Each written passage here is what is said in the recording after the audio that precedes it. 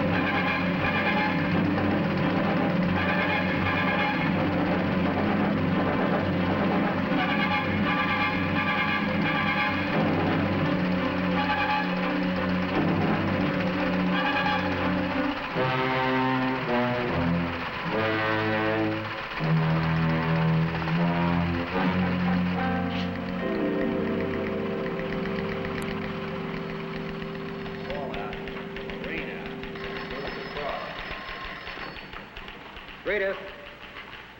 Louisville, 740 Zebra. Thanks. 5 megaton producer. The USA, almost 3.5 million square miles. And at the other end of our scale of size, tiny dust-like particles. They too have a name, and the name is fallout, radioactive fallout. A large-scale nuclear attack on the United States could produce a patchwork pattern of fallout covering 2/3 of the nation, more than 2 million square miles in a single day. In this 2 million square miles, more than 100 million people living well beyond the destructive range of blast and heat could be subjected to dangerous or deadly amounts of radiation from fallout.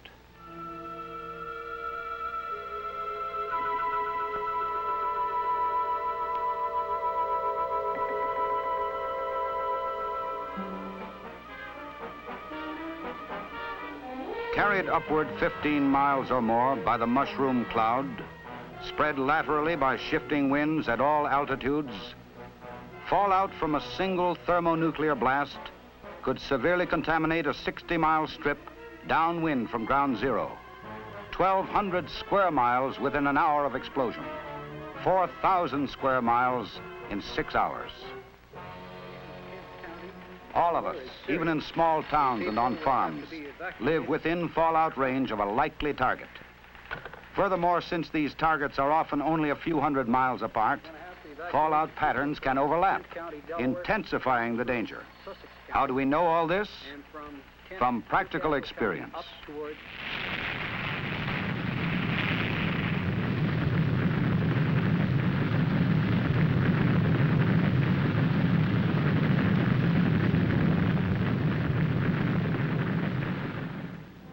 A thermonuclear test in the Pacific in 1954 produced a highly contaminated area 20 miles upwind and 220 miles downwind, with a variable width up to 40 miles, large enough to reach from Washington, D.C. to New York City, along the densely populated eastern seaboard.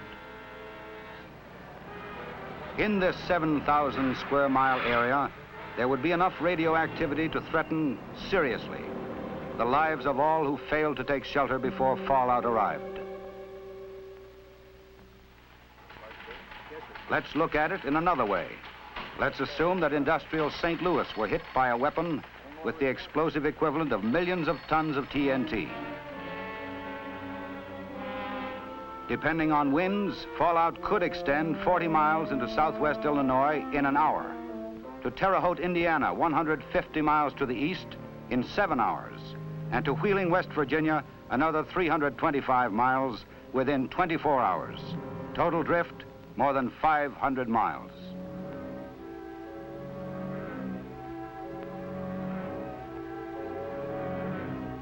Civil defense tests have brought the problem into sharp focus.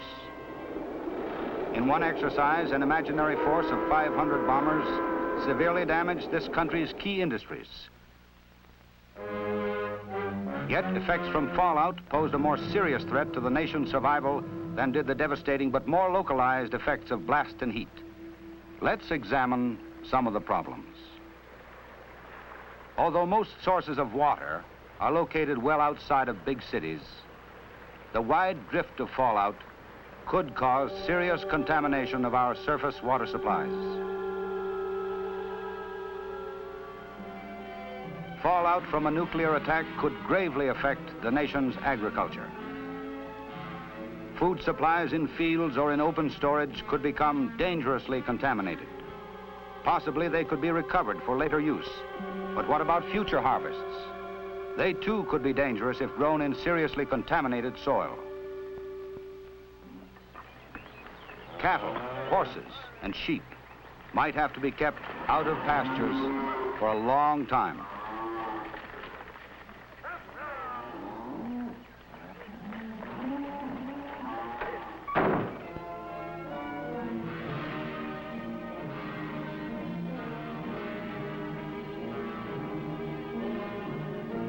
In short, fallout from nuclear attack would threaten us with thirst and famine, as well as with sickness and death from direct radiation.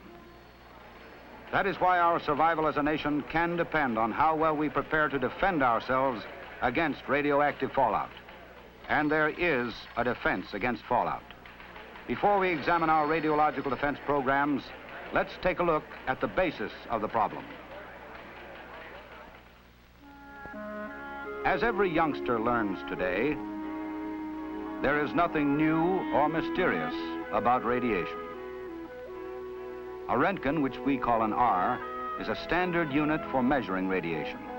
In an average lifetime, a human being is exposed to perhaps a dozen Roentgens. This exposure comes from natural radioactive elements in the earth and cosmic rays from outer space. The human body withstands continued exposure to small radiation doses. It is when the rate of delivery is high, or the total dose in a short period is large, that recovery cannot keep pace with damage. Exposure of the whole body in a short time to 600 or more Roentgens of radiation will almost certainly be fatal. People receiving 200 Roentgens or more in a short period of time will get radiation sickness. Those receiving 600 or more in a short period of time will die. For your protection, shelter is the answer, since highly dangerous doses can be produced by fallout radiation. This is what happens. 3, 2, 1. Fire! About 85% of a nuclear weapon's energy results in light, heat, and blast.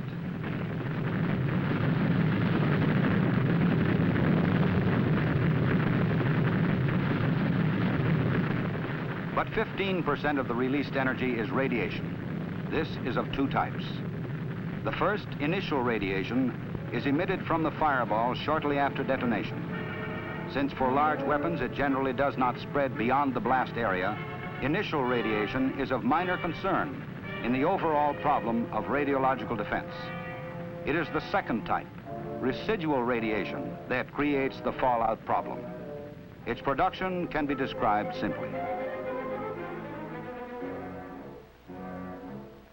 When countless billions of atoms in a large megaton weapon are blasted apart, hundreds of pounds of highly radioactive material are produced. When such a bomb bursts at or near the ground, tens of thousands of tons of earth and debris are carried as high as 15 miles in the mushroom cloud. This tremendous cloud becomes a floating carrier, which drops tiny radioactive particles back to Earth. Where these particles land depends on a combination of three factors. One, their shape and size. Even the largest may be no bigger than a single grain of sand. 2, the height to which the radioactive cloud rises. And 3, the direction and speed of winds at various altitudes. Fallout deposit resulting from the combined effects of these conditions is generally divided into 3 categories: close in, intermediate, and delayed. Close-in fallout usually settles within a few hundred miles of the burst and reaches the ground within 10 to 20 hours. It is made up of the heavier particles in the cloud.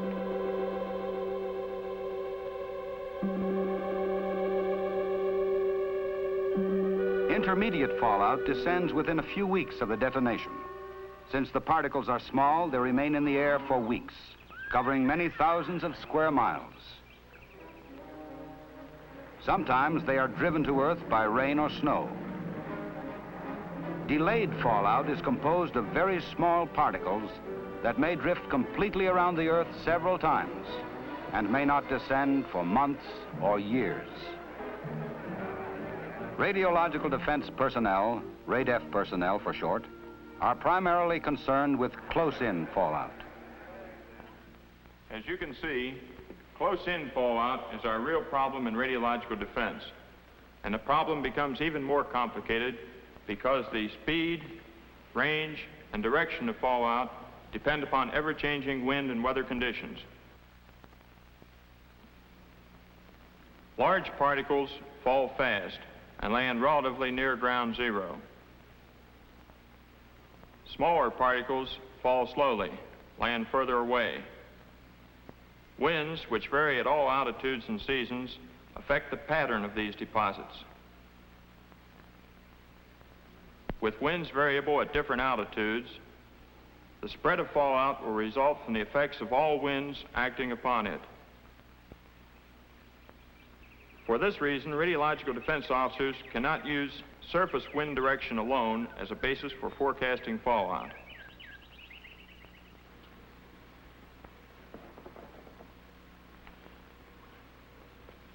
Radioactive materials decay with time. You might say they cool down. After all fallout is down and radiation has been measured, knowledge of decay rates permit estimates of how hot it will be days and weeks later. With this information, civil defense can estimate when it will be safe to evacuate or to leave shelters. Remember this rule of thumb. There is a 10-fold decrease in radiation rate for every 7-fold increase in time after detonation.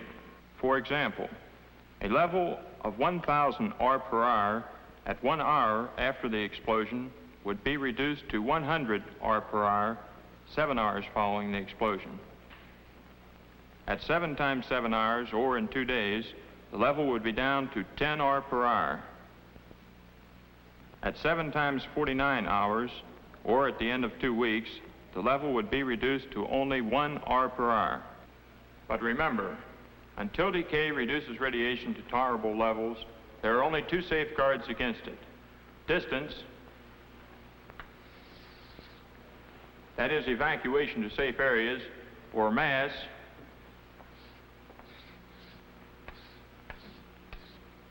which is shelter.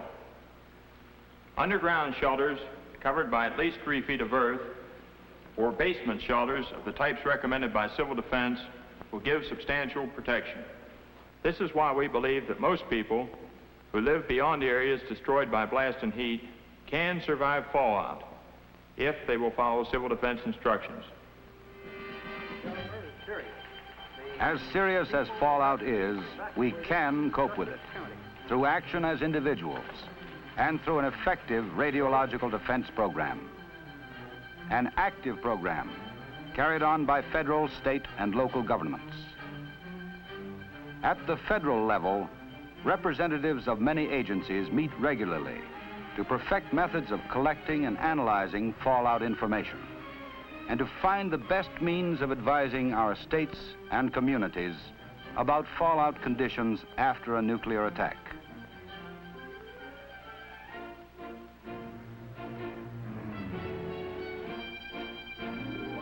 An important part of the radiological defense program is a series of monitoring networks stretching across the country.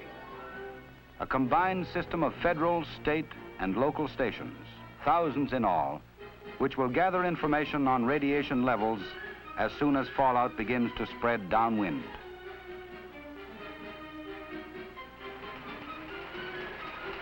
On the basis of this information, transmitted by top priority communications of every type from coast to coast, early, effective action for our protection would begin at state and local levels.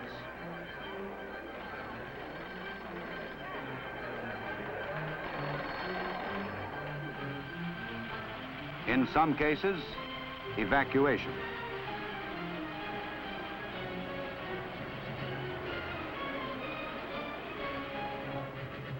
In most cases, shelter. The federal monitoring network at Weather Bureau stations, Federal Aviation Agency sites, Department of Defense Air Weather Service units, and other government organizations operates on a round-the-clock basis.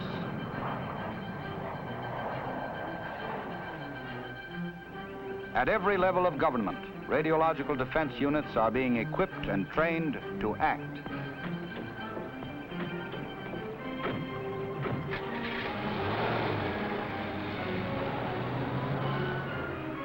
Fallout forecasts, issued several times daily by Weather Bureau stations, will be useful in estimating local fallout areas if we are attacked.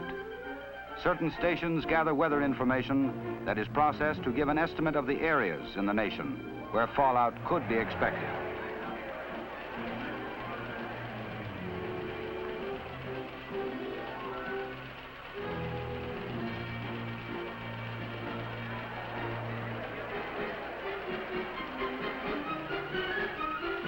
Sent over a vast teletype network to civil defense and other offices throughout the nation, the coded information is charted on maps to show sections threatened by fallout. Lines on the map show where and when the fallout is likely to arrive. At all civil defense regional offices, radiological defense personnel help state RADF staffs in their regions. Regional officers arrange for the distribution of training kits, supervise the contribution of federal funds to state RADF work, set up RADF training in their regions, and coordinate RADF activities of all federal agencies in the region. This is important enough to have sufficient copies made both, right? Midwest east across rain out and increasing radiation is tested here in Ohio and western Kentucky. After an attack, the regional RADF staff will collect, analyze, and evaluate all fallout information received from the states, and will coordinate the flow of information to and from federal and state control points.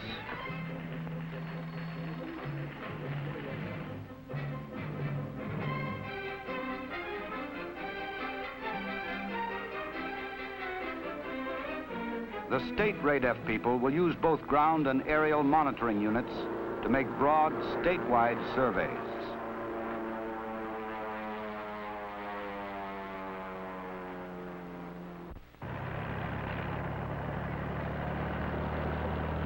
Entire highway systems and key transportation routes, major industrial and supply sites, as well as urban and rural areas, will be checked as rapidly as personnel safety permits.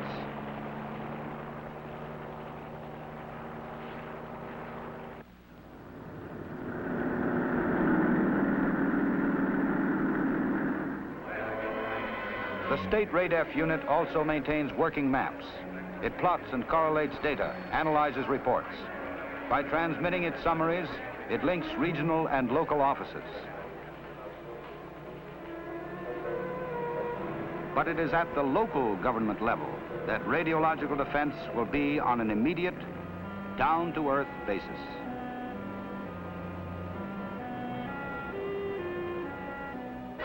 Local RADF will perfect and test detailed plans for operations. Keep all equipment in readiness condition. Train and rehearse operating crews so they too will be ready. It will set up communications between its units and for liaison with state RADF organizations. When an attack warning sounds, local survival plans go into effect.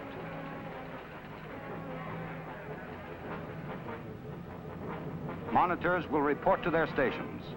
The public will be advised to take shelter or evacuate.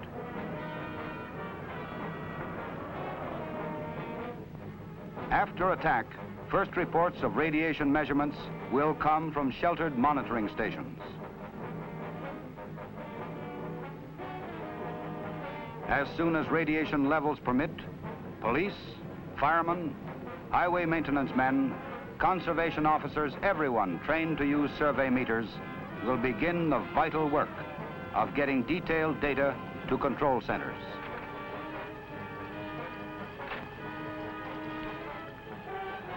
From this information, current situation reports will be prepared. Using these reports, RADEF officers can answer urgent questions raised by local authorities. Can short survival missions be undertaken? Is our water safe? What roads are safe? Are feed, livestock, and crops contaminated? When can emergency teams begin decontaminating and reclaiming property?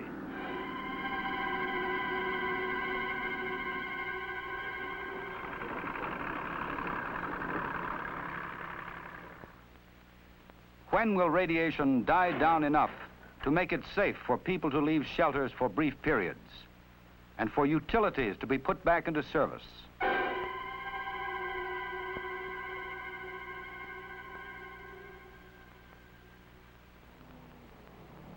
Survival of whole communities can depend on the accuracy of answers given to these questions.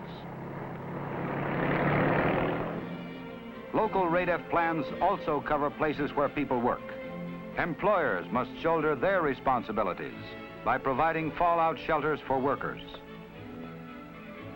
At work and at home, everyone must understand the hazards of fallout and the value of shelter. Every family must provide for its own survival for at least 2 weeks. Since radiation levels outside would often be deadly, fallout shelters will protect the most people. Both the underground and indoor basement shelters recommended by Civil Defense can be very effective. They must be stocked with a 2-week supply of food and water.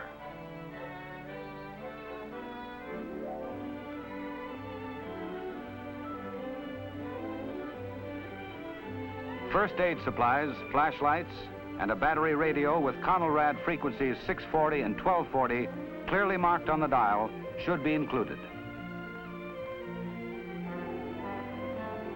Factories, offices, apartment houses, and schools all must provide shelters.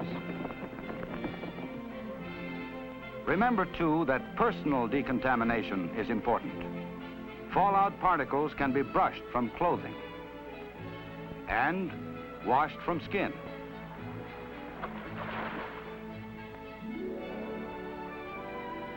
All in all, a big program. Some of it in being, some under development.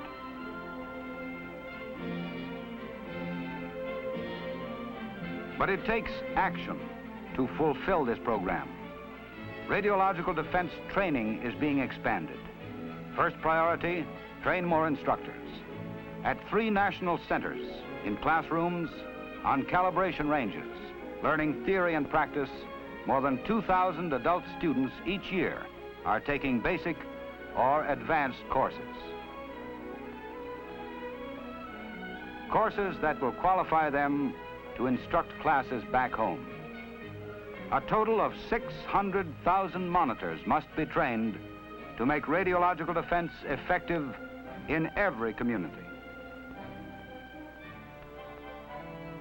To support this program, radiation survey meters are being distributed widely. These instruments, which measure radiation levels in terms of Roentgens or milliroentgens per hour, are the backbone of radiological defense. In addition to survey meters, dosimeters, instruments which measure total doses of radiation, are being distributed to the states and federal agencies. Radiological defense instrument kits for use in science classes are being distributed to 15,000 high schools throughout the nation.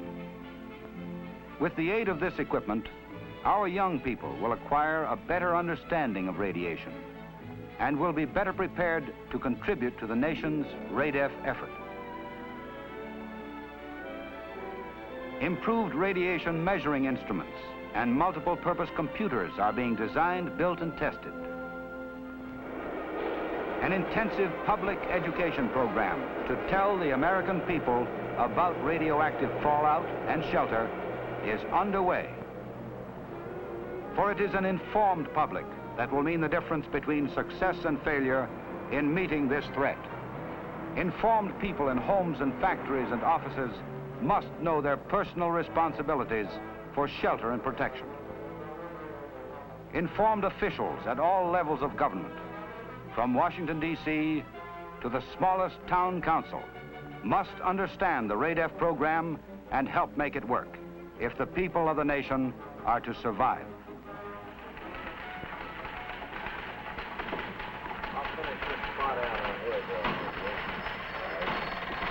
RADEF, Charleston, West Virginia, 28C 0900 check. Our efforts now to build a workable radiological defense will pay off richly by helping to deter aggression and by saving countless lives if nuclear attack should come.